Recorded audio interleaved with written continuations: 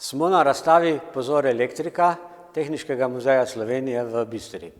Stalno razstavo smo odprli leta 2018 in tako počastili 135-letnico začetkov slovenske elektrifikacije.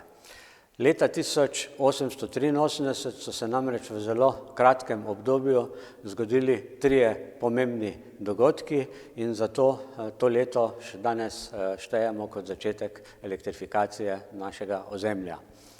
Iz tistega začetnega obdobja ni ohranjeno kaj veliko gradiva, je pa na razstavi na ogled nekaj primerkov, ki so nekoliko mlajši, ampak zato še vedno zelo pomembni.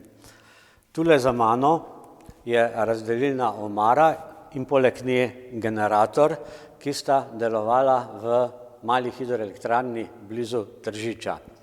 Elektrarno je zgradil finančnik Julij Born in je služila predvsem pogonu žage. Zvečer, ko pa žaga ni delovala, je pa elektrika razsvetlila njegovo bivališče, dvorec Puterhof. Poleg tega, da je imel elektrarno in je se ukvarjal z gozdarstvom, je Julij Born znan tudi po tem, da je v Slovenijo ponovno naselil jelene, ki so prej izumrli, in zato so kraj Puterhof pozneje preimenovali v Jelendol. Ta elektrarna je delovala do leta 1956, potem pa smo nekaj predmetov iz nje pripeljali v Tehniški muzej Slovenije. Poleg mene je en mlajši in nekoliko manjši generator, ki pa je deloval v neposredni bližini muzeja.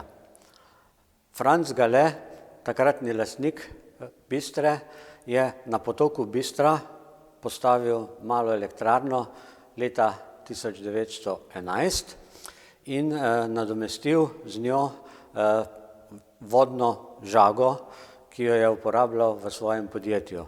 Tudi ta elektrarna je zvečer in ponoči priskrbela električni tok za razsvetlitev Bistre, kjer je gospod Gale živel.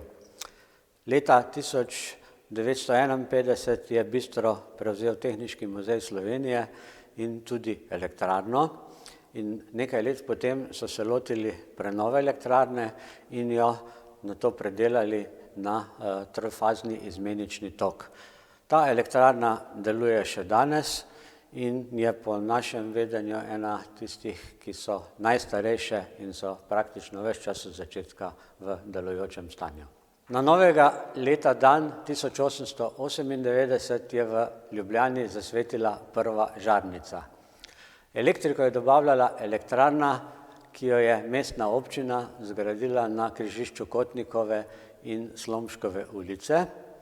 In tu za mano sta generator in parni stroj, ki sta bila med prvimi v tej elektrarni. Elektrarna je dobavljala tok tudi za pozneje zgrajen ljubljanski tramvaj, bila je enosmerna in leta 1926 so jo predelali na izmenični tok.